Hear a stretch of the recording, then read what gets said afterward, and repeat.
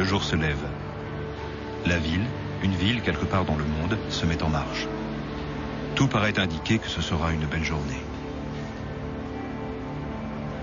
Comme chaque jour, nous nous rendons à nos obligations.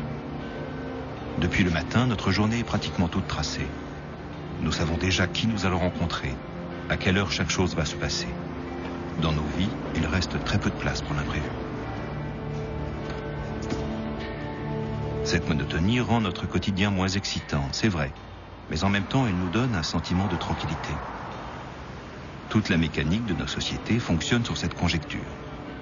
Chaque jour nouveau répète fondamentalement le schéma de la veille.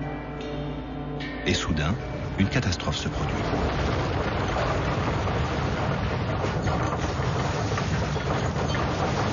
Ne sachant pas mesurer son ampleur, l'angoisse nous envahit.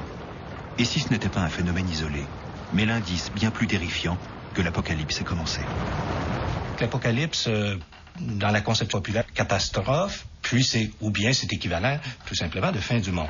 Or, il y a un livre de l'Apocalypse de Jean, qui a 22 chapitres, est un livre qui a comme titre, c'est le seul d'ailleurs, qui a dans toute la collection biblique, qui a ce titre d'Apocalypse. Le mot apocalypse signifie, c'est du grec, et ça signifie révélation. Comme on ne sait pas ce que ça veut dire, on se souvient essentiellement que le mot a véhiculé avec lui, et depuis des siècles, une notation de catastrophe. Ça, c'est la vision courante qui n'est pas sans fondement, si vous voulez, si on se réfère au livre de l'Apocalypse, parce qu'on s'aperçoit que dans l'Apocalypse, il y a des fléaux, il y a les 7 sceaux, les 7 trompettes et les 7 coupes qui annoncent des malheurs et des catastrophes d'assez grande envergure.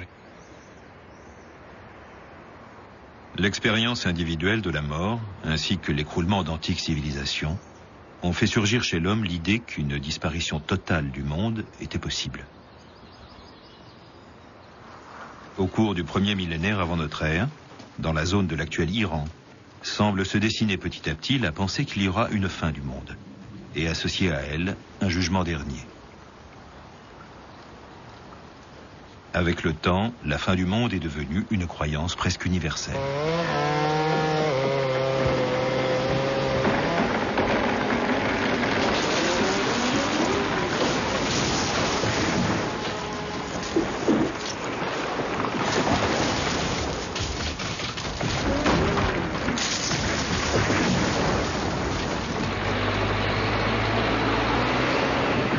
Notre fin viendra lorsqu'il n'y aura plus d'arbres, quand tous auront été abattus, quand il y aura partout des hommes, quand il n'y aura plus de forêt.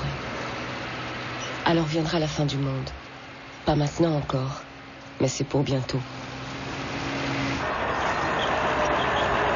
Alors la fin nous atteindra, rien ne restera de nous. Indien Lacandon, Mexique. Dans certaines civilisations, inspirées plutôt par le renouvellement annuel de la nature, on ne croit pas à une fin définitive, sans appel. Après une destruction totale, viendra une reconstruction du monde, qui amènera une nouvelle destruction, et ainsi de suite, dans un cycle éternel.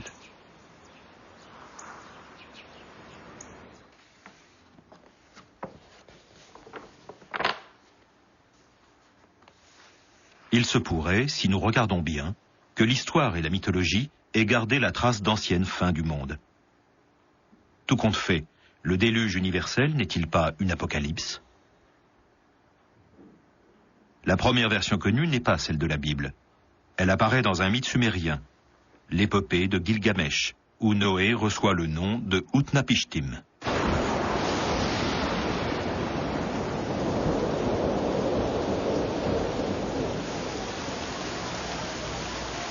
Alors, en voyant sa méchanceté, les dieux décidèrent d'anéantir le genre humain. Mais le dieu Ea prévint Utnapishtim et lui conseilla de construire un bateau pour sauver sa famille et un certain nombre d'animaux. Pendant 7 jours et 7 nuits, il y eut une pluie torrentielle qui provoqua un véritable déluge. Et tous les hommes et tous les animaux périrent. Sauf ceux qui s'étaient réfugiés avec Utnapishtim dans l'arche.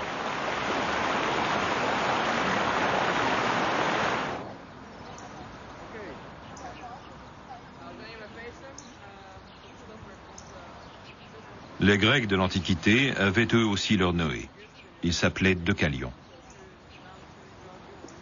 Le temps pour eux était un éternel retour. Mais à l'intérieur des cycles, des catastrophes apocalyptiques pouvaient se produire. Platon nous raconte la fabuleuse histoire d'une île située quelque part au large de l'océan, l'Atlantide. D'une civilisation raffinée, ses habitants se sont laissés prendre par une étrange fièvre, celle d'accroître démesurément leurs biens et leurs conquêtes. Les dieux ont décidé de les punir.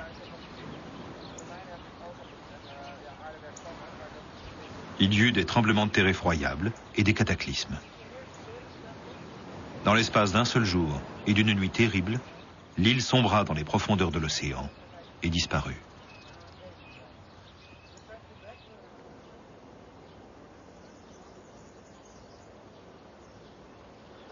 L'an 62 de notre ère, la région de Naples subit un tremblement de terre, prélude à l'éruption du Vésuve, qui allait ensevelir Pompéi sous les cendres. La société romaine en fut fortement impressionnée. Elle voyait se manifester derrière ce séisme la colère des dieux. Chez Sénèque, l'événement suscita une réflexion approfondie sur la fin du monde et l'amena à dire que rien dans la nature n'est fait pour rester immobile. Tout doit tomber à un moment ou à un autre.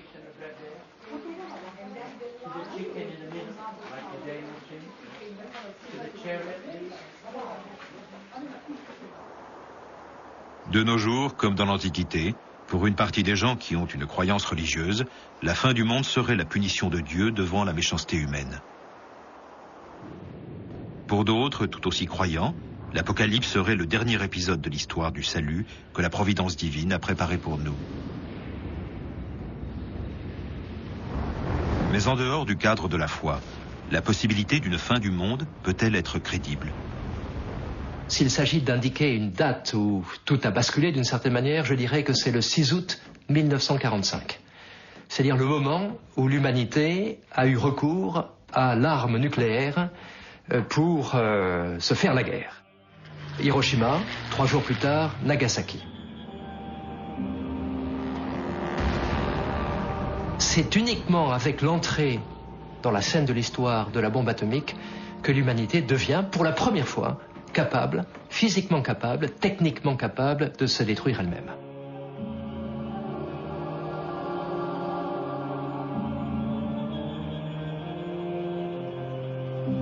Imaginons qu'un désarmement nucléaire généralisé soit décidé. Non seulement ça ne nous sortirait pas d'affaire, mais c'est que nous pouvons supprimer physiquement les armes nucléaires, mais nous ne pouvons pas supprimer le savoir que nous avons à leur sujet, et nous pouvons les refaire en 4, 5, 6 semaines maximum. Donc, nous ne pouvons pas revenir en arrière, nous ne pouvons pas revenir à l'époque où nous étions innocents, nous sommes capables physiquement de nous détruire nous-mêmes, et ceci est au cœur désormais de l'aventure humaine.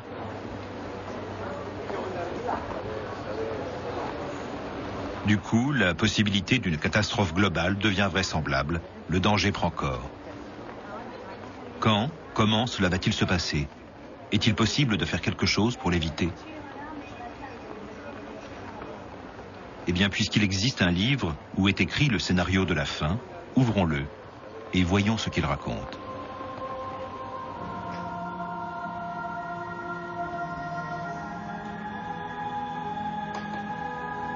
Révélation de Jésus-Christ à son disciple Jean pour lui montrer les choses qui doivent arriver bientôt. C'est avec ces paroles que commence le livre de l'Apocalypse.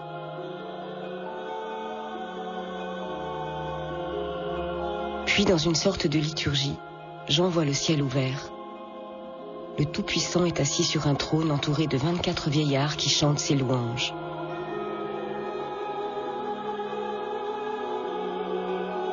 L'agneau de Dieu brise les 7 sceaux du livre que tient dans ses mains celui qui est sur le trône.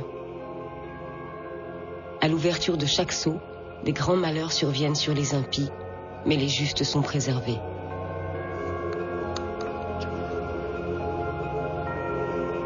Jean contemple un nouveau prodige, une femme revêtue du soleil avec la lune sous ses pieds et une couronne de 12 étoiles.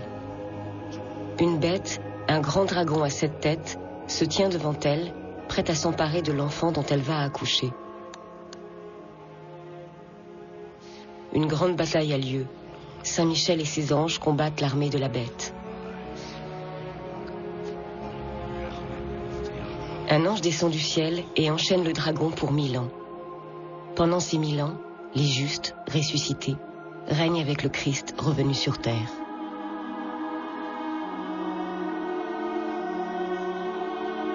Quand les 1000 ans sont passés, se livre la bataille finale. La bête est définitivement vaincue, le jugement dernier a lieu. Un ange transporte Jean sur une montagne et il voit la ville sainte, Jérusalem, qui descend du ciel. Les justes y regarderont Dieu face à face et régneront avec lui pour les siècles des siècles.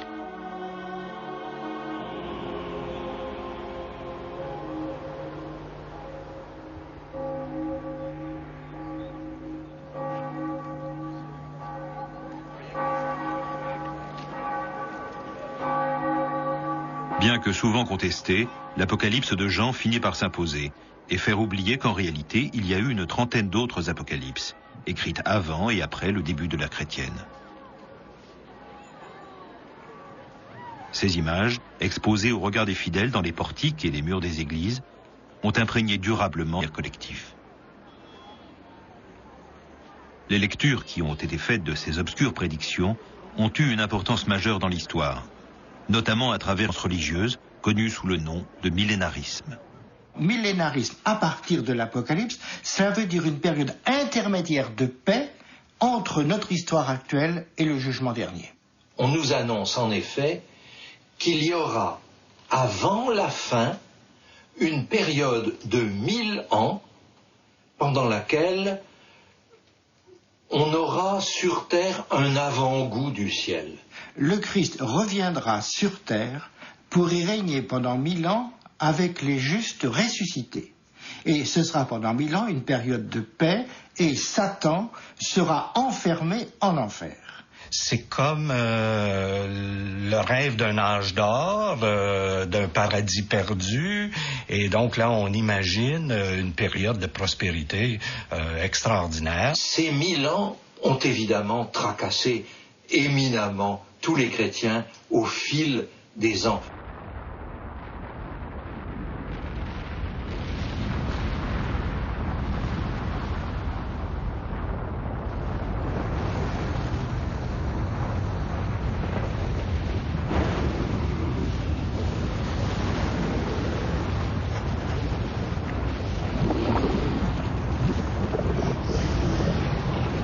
Puis je vis descendre du ciel un ange qui avait la clé de l'abîme et une grande chaîne. Il saisit le dragon, le serpent ancien, qui est le diable et Satan, et il le lia pour 1000 ans.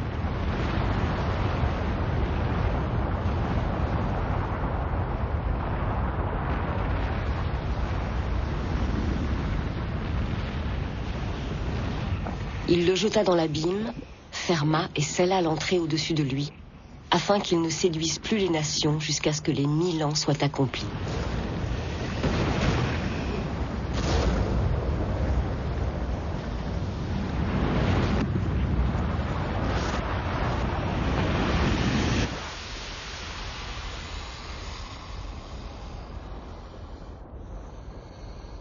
Un fait historique qui est relativement peu connu, à savoir que les premières générations chrétiennes, à mon avis, ont été largement millénaristes. Dans les premiers siècles de l'Église, disons, lorsque l'Église a été une communauté minoritaire, persécutée, elle a pris sur elle les mêmes attentes et les mêmes scénarios qui avaient été élaborés par les communautés juives, surtout après la chute de Jérusalem et la destruction du Temple. Des figures éminentes des premières années du christianisme ont été authentiquement millénaristes. Je pense en particulier à saint Irénée, mort évêque de Lyon, et à Tertullien, grande figure du christianisme.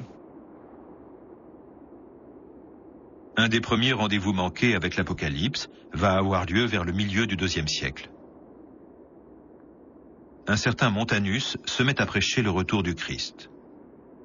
Plusieurs communautés prêtent l'oreille à ses paroles et quittent leur ville pour se rendre au lieu pressenti pour l'événement, un haut plateau quelque part au milieu de l'actuelle Turquie. Le retour de Jésus ne s'est pas produit. Mais cela n'a en rien entamé leur croyance. Ils ont conclu simplement à un mauvais calcul de date.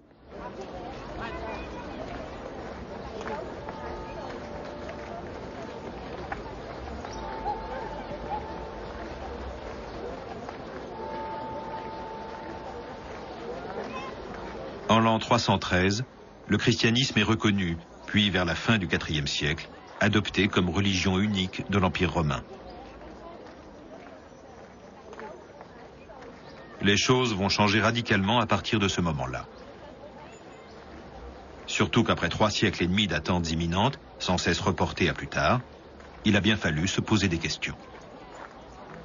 Au fur et à mesure que le christianisme s'installe, qu'il devient une religion majoritaire, je dirais que cette mentalité de persécuter et ce besoin d'une sorte de revanche politique, sociale, globale, s'estompe. Saint Augustin, qui avait d'abord été millénariste lui-même, ensuite s'est retourné contre une vue de l'avenir qui lui paraissait, entre guillemets, trop charnelle, trop matérielle, trop concrète. Alors, il a proposé une interprétation symbolique du chapitre 20. Et on a dit, c'est pas moi qui ai inventé l'expression, que le plus grand intellectuel du 5e siècle chrétien, Saint Augustin, a été aussi le grand liquidateur des millénarismes antérieurs qui attendaient justement un retour, même politique, du Christ. En réalité, selon lui, le règne du Christ avait commencé dès sa naissance. Et les 1000 ans devaient être symboliques et non pas strictement.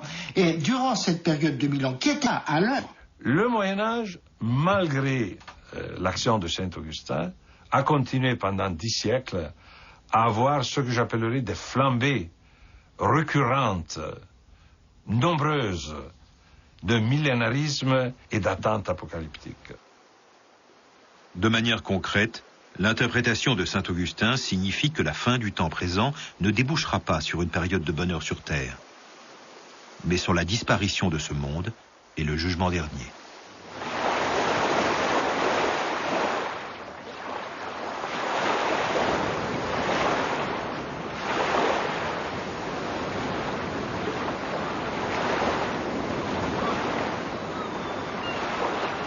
Une fois les 1000 ans accomplis, je vis les morts, les grands et les petits, qui se tenaient devant le trône de Dieu. Des livres furent ouverts. Et un autre livre fut ouvert, celui qui est le livre de vie. Et les morts furent jugés selon leurs œuvres, d'après ce qui était écrit dans ce livre. La mer rendit les morts qui étaient en elle, et chacun fut jugé selon ses œuvres.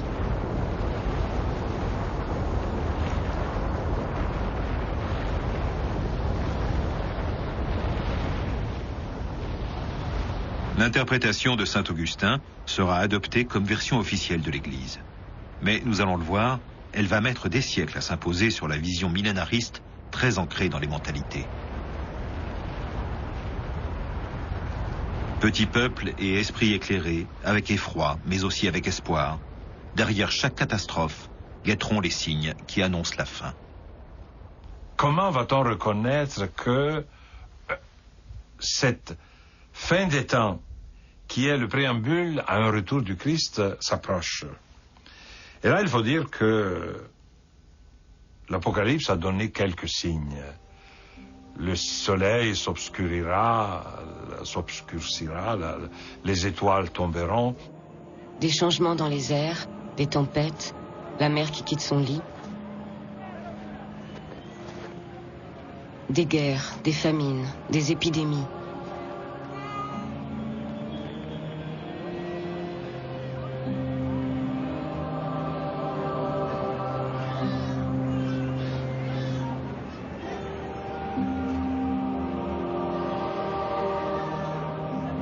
En l'an 590, la peste fait des ravages à Rome. le pape lui-même est persuadé que l'apocalypse est commencé. Mais il a su que l'heure n'était pas encore venue, quand il a vu, planant sur la ville, un ange qui rengainait son épée. Lorsque Grégoire le Grand, un pape, un intellectuel, envoie des missionnaires en Angleterre, on est vers les années 600, il leur donne une lettre pour le roi de l'Angleterre en disant « Toi, tu es placé plus proche du nord que nous en Italie. Donc, tu vas voir avant nous les signes précurseurs de la fin des temps. S'il te plaît, sois assez gentil pour nous prévenir quand tu vas voir ces signes. »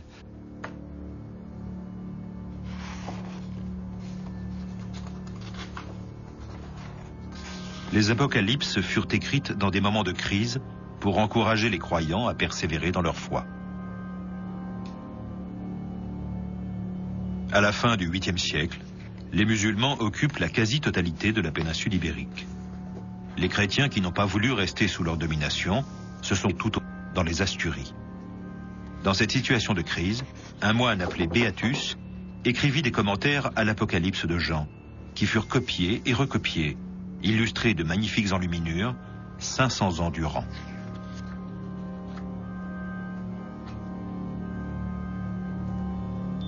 Le jour de Pâques de l'an 800, Beatus, qui était millénariste, sortit avec ses fidèles et gravit une montagne pour attendre la venue du Christ. Nous le savons par une lettre de l'évêque de Tolède, Elipando, son grand rival, qui se moque de lui après coup.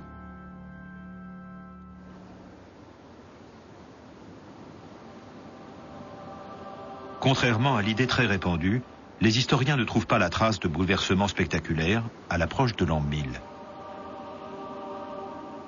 À la fin du premier millénaire, il faudrait plutôt parler d'une peur diffuse, faisant partie du quotidien, prête à se manifester au moindre événement inquiétant. Aujourd'hui, nous pouvons difficilement imaginer ces craintes, parce que nos connaissances nous permettent de cerner la nature des phénomènes qui les déclenchaient. Mais face à des dangers nouveaux, dont nous ne mesurons pas la véritable ampleur, De l'accident de Tchernobyl. nous sommes tout d'un coup mieux placés pour comprendre.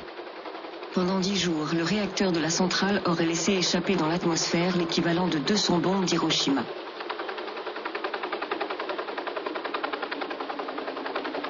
« 20 ans plus tard, il est encore difficile de mesurer les conséquences qu'il a eues et qu'il aura à long terme sur l'environnement.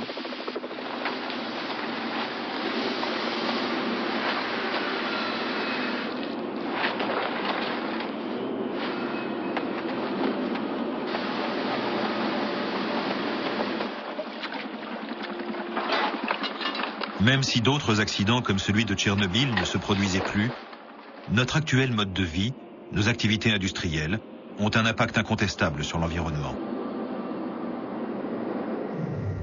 L'avis des experts, il est vrai, diverge quant à sa portée. Nous savons aujourd'hui de sources certaines que le réchauffement climatique existe, qu'il est dû aux activités humaines, que ses effets vont être beaucoup plus terribles qu'on l'imaginait jusqu'à présent, et qu'il n'y a pas grand-chose à faire pour l'éviter, sauf un changement radical de nos modes de vie. On interprète, comme toujours dans ces cas-là, tout événement comme prouvant qu'il y a eu un déséquilibre de l'ordre naturel introduit par l'homme et que ce déséquilibre va se retourner contre l'homme. Le réchauffement de la planète, il ne va pas tuer l'humanité tout entière. Parce que c'est ça qu'il y a dans l'idée de l'apocalypse. L'idée d'une disparition de l'humanité tout entière. Mais non, l'idée d'une fin totale de l'humanité, se rayant elle-même de la carte, c'est un fantasme. Indissociablement lié au réchauffement climatique, il y a la question de la crise de l'énergie. Et ces deux crises, crise de l'environnement, crise de l'énergie, font système. Nous arrivons presque à l'épuisement des ressources fossiles.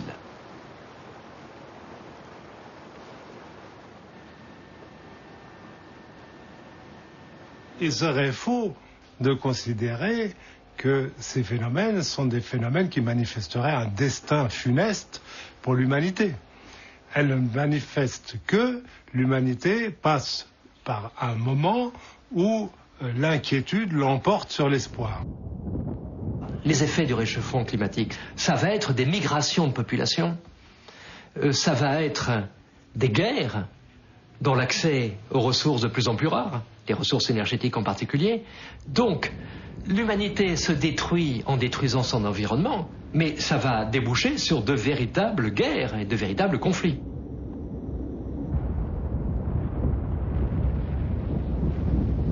Que la guerre soit liée à la fin du monde est une idée toute naturelle. Mais après l'an 1000, elle va prendre une forme particulière. Par un croisement d'influences, la conquête de Jérusalem va devenir un préalable à l'arrivée des 1000 ans de bonheur tant attendus.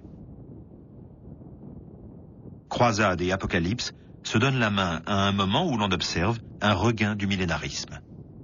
Il s'est produit une remontée du millénarisme avec Joachim de Flore, qui, pour fixer les idées, est mort en 1202. Joachim de Flore était un pieux moine calabrais qui a cru que dans un avenir assez prochain, il indiquait en gros 1260, adviendrait le troisième état, la troisième phase de l'histoire du monde. Il y avait eu l'époque du Père, c'était l'Ancien Testament. Un Dieu juste, figure patriarcale, justice, force, avait suivi l'époque du Fils. C'est l'époque de l'Église visible. C'est l'époque dans laquelle un clergé, qui incarne la continuité avec le Christ, dirige une Église visible. Et la nouveauté de Joachim de Flore, c'est de dire qu'un troisième règne arrive et que ce troisième règne sera celui du Saint-Esprit et celui donc de l'apparition d'une sorte de nouvelle Église, et cela donc dans une sorte de règne de bonheur qui durera un certain temps avant la fin des temps proprement dite. En 1260, l'année pressentie par Joachim de Flore pour le commencement de ce troisième règne, rien de tel ne s'est produit. Il paraît toutefois que le passage d'une comète fut observé, soulevant beaucoup d'espoir. La collision avec une comète, comme cause de la destruction de la Terre, a été une des constantes dans l'histoire de la fin du monde. Beaucoup plus récemment, après la découverte de la gravitation universelle par Newton, les savants discutaient encore sur les conséquences d'un accident d'une telle nature. L'axe et le mouvement de rotation seront changés. Les mers abandonneront leur ancienne position pour se précipiter vers le nouvel équateur. Une grande partie des hommes et des animaux seront noyés dans ce déluge universel. Tous les monuments de l'industrie humaine seront renversés. Tels sont les désastres que le choc d'une comète peut produire si sa masse est comparable à celle de la Terre. Joachim de Flore, lui-même, en son temps, a été considéré comme un saint très estimé par les papes ses contemporains, mais on s'est aperçu ensuite qu'il y avait une sorte de charge explosive dans sa conception de l'histoire. Ces idées ont été vite récupérées, non seulement par des théologiens et des mystiques qui ont continué sa vision ecclésiale du troisième âge, mais aussi par des hommes politiques, par le petit peuple, qui vite a donné un contenu précis à cette communion, à cet amour des hommes. Il disait que dans cette dernière période, il n'y aurait plus que des moines, donc plus de hiérarchie ecclésiastique, et puis, reprenant une parole de l'Évangile, les derniers seront les premiers, c'est-à-dire les petits. Et là, il y avait une possibilité révolutionnaire. Moins de taxes, moins d'impôts, moins de justice, plus de pouvoir aux pauvres, et même une société faite par les pauvres et pour les pauvres.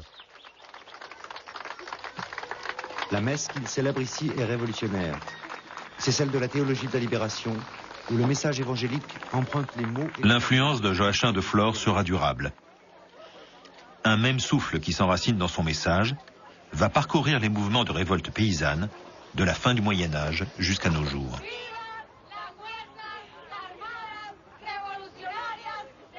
L'idée ultime qui anime ce souffle consiste en quelque sorte à vouloir réaliser ici-bas le royaume de Dieu. Los cristianos creemos que esta hostia es signo de la fuerza espiritual que nos da Dios liberador. que nos den valor para continuar más combativos. Amén.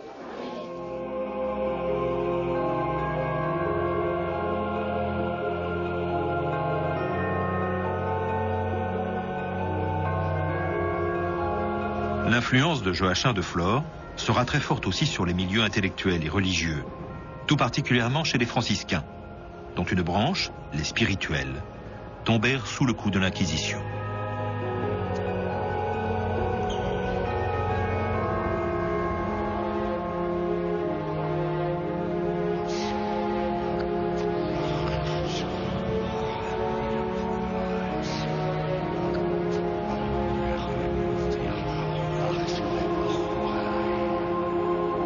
Une grande catastrophe apocalyptique se produit aux alentours de 1348, la peste noire.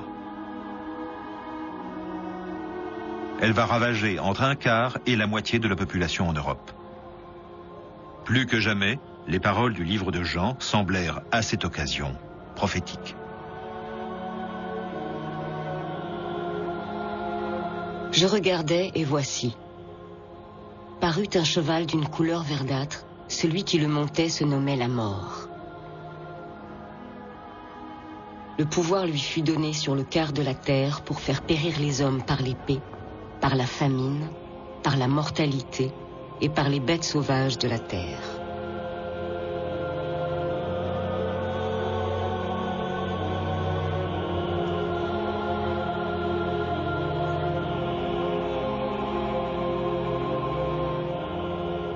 Avec la découverte de l'Amérique, l'espoir de réaliser sur Terre un nouveau monde, comme promis dans l'Apocalypse, traversait l'océan.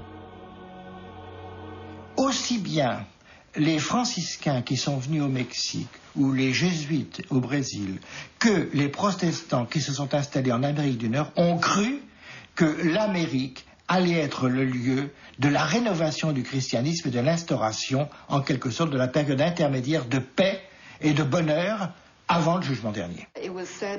Il est dit dans le livre de la Révélation, au chapitre 7, que les tribus d'Israël disparues seraient retrouvées avant la fin du monde. Eh bien, il se pourrait que certains peuples indigènes de l'Amérique soient ces tribus égarées. Et il y a effectivement eu un grand débat au XVIe siècle à ce sujet. On estimait qu'ils connaissaient le déluge, ils attendaient un messie, Quetzalcoatl, le serpent à plumes, qui était un dieu attendu des peuples indigènes de l'Altiplano, au Mexique, appelés les Aztèques, les Mochicas. Eh bien, cela prouverait que ces peuples descendaient des tribus égarées d'Israël. Et donc, tout d'un coup, les peuples indigènes pouvaient éventuellement être ces tribus disparues qui accompliraient cette fin tellement désirée et cette nouvelle Jérusalem tant attendue qui allait naître.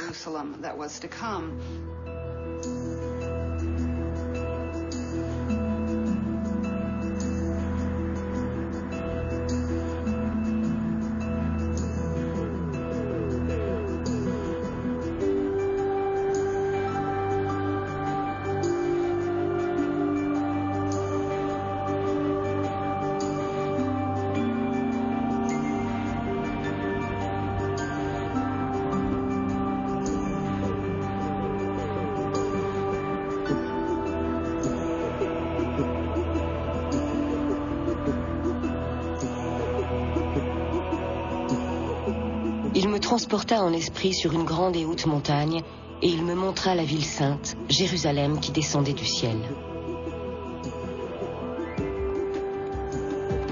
Son éclat était semblable à celui d'une pierre précieuse, d'une pierre de jaspe, transparente comme du cristal.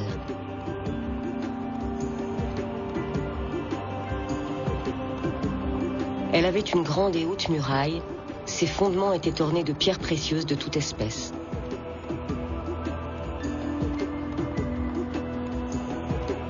Elle avait 12 portes et aux portes 12 anges. À l'Orient, 3 portes. Au Nord, 3 portes. Au Midi, 3 portes. Et à l'Occident, 3 portes.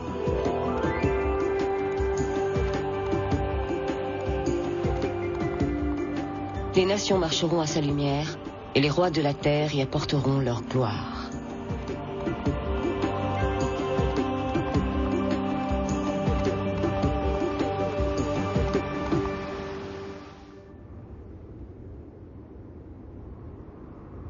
Le XVIIe siècle fut par excellence la période des calculs de l'âge de la Terre. De longue date, l'idée était communément acceptée que les 7 jours de la création biblique symbolisaient la durée totale du monde et que chaque jour représentait en réalité une période de 1000 ans. Il suffisait donc de remonter le temps, en additionnant les périodes connues par l'histoire et par la Bible, pour savoir en quelle année le monde avait été créé. Une fois cette date connue, on pouvait facilement déduire celle de la fin. L'archevêque James Ussher publia en 1650 la plus célèbre des chronologies, où il fixa le moment de la création à une date dont la précision est passée à la postérité. Le 23 octobre 4004 avant Jésus-Christ, à 9 h du matin.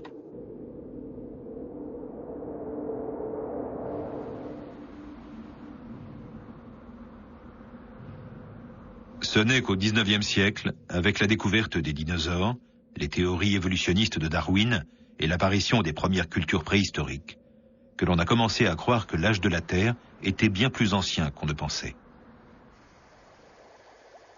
Et au fur et à mesure que les connaissances scientifiques s'approfondissaient, des nouvelles manières d'envisager la fin du monde apparaissaient. Le grand dictionnaire universel du XIXe siècle, édité par Pierre Larousse, émet cette hypothèse.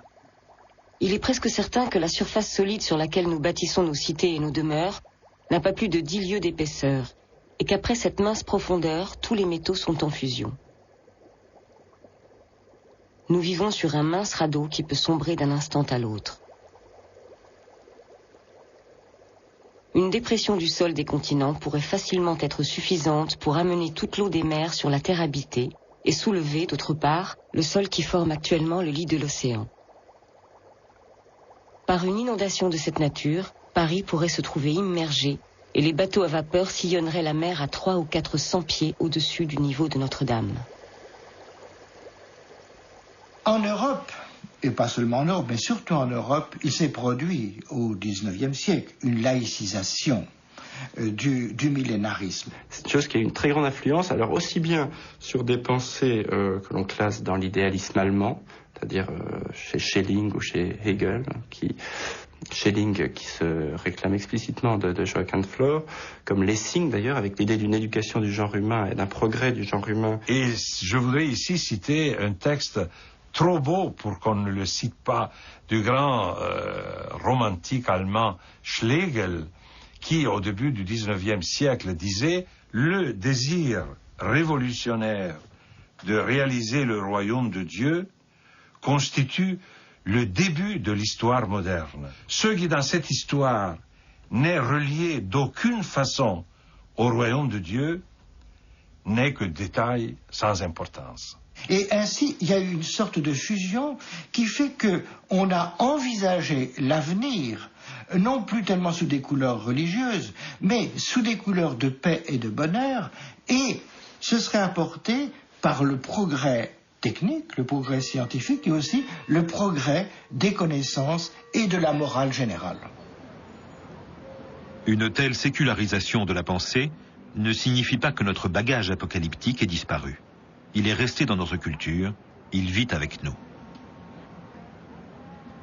Nous sommes place Saint-Michel, à Paris. Les gens qui s'y trouvent sont loin de penser que l'ange qui préside le lieu est en train de livrer la bataille contre le dragon, décrite dans le chapitre 12 de l'Apocalypse. De la même façon, ces passants qui se promènent à Rome ou à Naples, comme dans beaucoup d'autres villes, sont sous la bienveillance de la femme couronnée de 12 étoiles, avec la lune et le serpent à ses pieds, que nous avons vus dans le livre de Jean. Ces exemples ne sont que la partie émergente de l'iceberg. Nous avons encore une mentalité apocalyptique aux États-Unis, surtout dans notre perception du monde comme une dualité de force, du bien, du mal, et dans la perception de notre propre rôle comme étant prescrit par Dieu. La guerre d'indépendance des États-Unis a été vécue par les nouveaux citoyens de ce pays comme étant en quelque sorte l'ouverture du millénarisme. L'ouverture des 1000 ans de bonheur à l'intérieur desquels les États-Unis allaient apporter au monde la liberté, la justice et la paix. Et c'est une histoire qui n'est pas terminée. Ça m'ennuie de le dire, c'est ma propre opinion, que certaines de nos terribles positions politiques sont apocalyptiques par nature.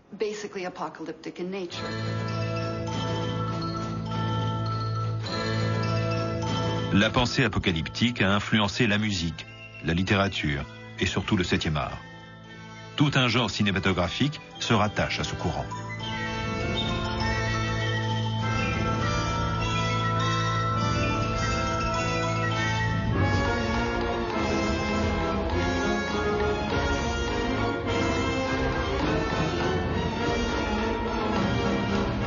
Mais encore, elle a empreint de sa marque des idéologies et des systèmes politiques qui pourraient sembler très éloignés d'elle. Il faut insister sur le lien indiscutable qui a existé entre millénarisme, idéologie du progrès et socialisme. Marx voulait construire un socialisme scientifique par opposition même à des socialismes religieux, des socialismes utopiques. Le marxisme, qui se voulait non utopique, en réalité, était lui aussi une utopie fondée à la base sur l'idéologie millénariste. Marx cite l'Apocalypse à propos de ces échangistes, justement, des gens qui échangent les marchandises et qui sont pris en sorte dans une sorte de fétichisme de la marchandise, de fascination de la marchandise et de l'argent, et que personne ne puisse acheter ni vendre que celui qui aura le caractère ou le nom de la bête. On peut dire que le marxisme est un remake, en quelque sorte, du millénarisme. Car il annonçait une période de l'histoire, peut-être pas de 1000 ans, mais une période de l'histoire où tous les problèmes de l'humanité, tous les conflits de l'humanité auraient disparu. Et où l'humanité serait réconciliée avec elle-même et où il n'y aurait plus de lutte des classes. Тост за Сталина, за творца и организатора Всенародной Победы.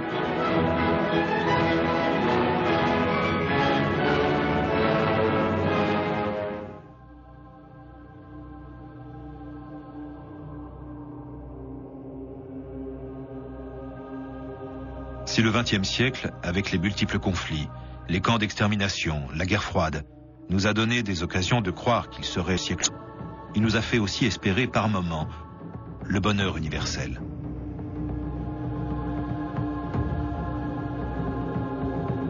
Comme si nous allions entrer dans une ère d'insouciance et de progrès, où il n'y aurait plus de maladies, où la pauvreté disparaîtrait.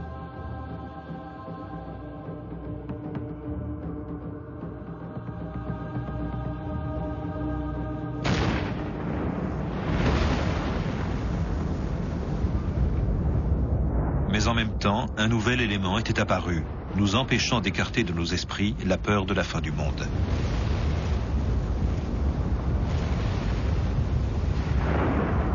C'est toute une époque, qui est l'époque de la peur panique, qui se manifeste d'abord par cette image du champignon, cette image presque antique du chaos institué par le pouvoir humain, avec ce qu'elle avait d'horrible dans ce qu'on a vu des résultats d'Hiroshima, c'est-à-dire les malheureux qui, encore aujourd'hui, subissent les conséquences de cette explosion.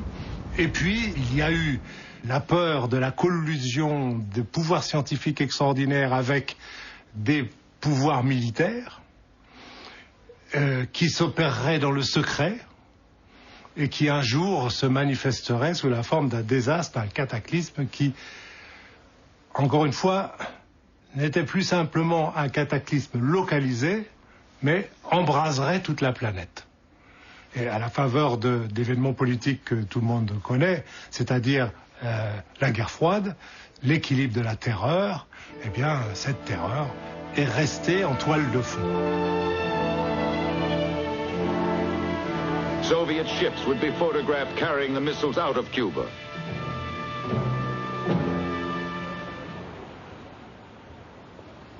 La fin du XXe siècle coïncidant avec la fin du millénaire, à son approche, les peurs apocalyptiques se sont réveillées. Les calculs et les présages se multiplièrent. Les écrits de Nostradamus furent dépoussiérés. L'interprétation fantaisiste des métaphores du livre de l'Apocalypse reprit de plus belle, ce qui, au contact avec des mythes actuels de science-fiction, a parfois produit un mélange tragique, détonnant. Fin mars 97, à San Diego, aux États-Unis, a lieu le suicide collectif de 39 membres de la secte Heaven's Gate.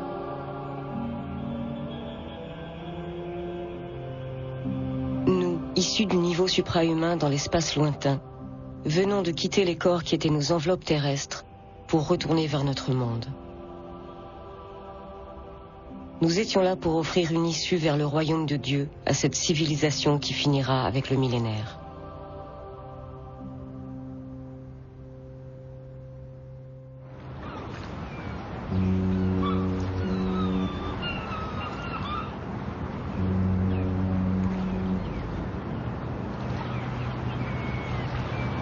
Si, avec le changement de siècle, nous étions en droit d'attendre une accalmie de nos craintes apocalyptiques, très tôt ces espoirs ont été déçus.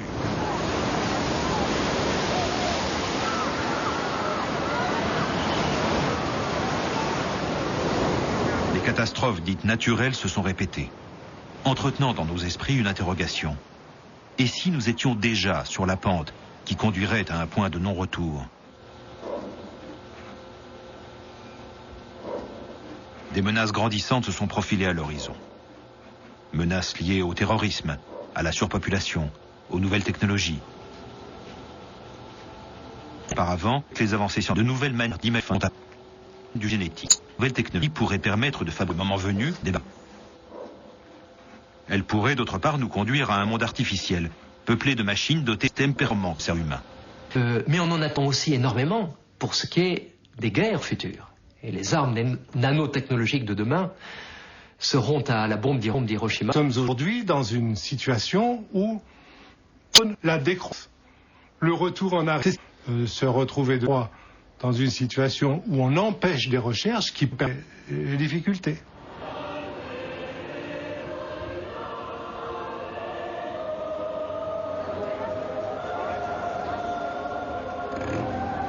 Comme s'il s'agissait d'une histoire interminable, à peine le nouveau pape élu, des voix se sont levées. Une prophétie attribuée à Joachim de Flore semble avoir prédit qu'il s'appellerait Benoît et qu'il serait le dernier pontife. Finalement, il suffit peut-être de bien chercher pour trouver en tout temps et en tout lieu réunis les ingrédients qui, dans le livre de l'Apocalypse, annoncent la fin. Les anges du malheur, les 4 chevaux, l'Antéchrist. Le mot apocalypse, nous le savons, signifie révélation. Mais de quelle révélation s'agit-il? Je crois que la révélation, c'est que de tout temps, de toute éternité, le destin de l'humanité était de se détruire elle-même. Ça ne veut pas dire que ça va nécessairement se produire. Car, après tout, l'homme est doté aussi de cette capacité que nous avons la liberté. Et la liberté de refuser son destin fait partie de ses facultés.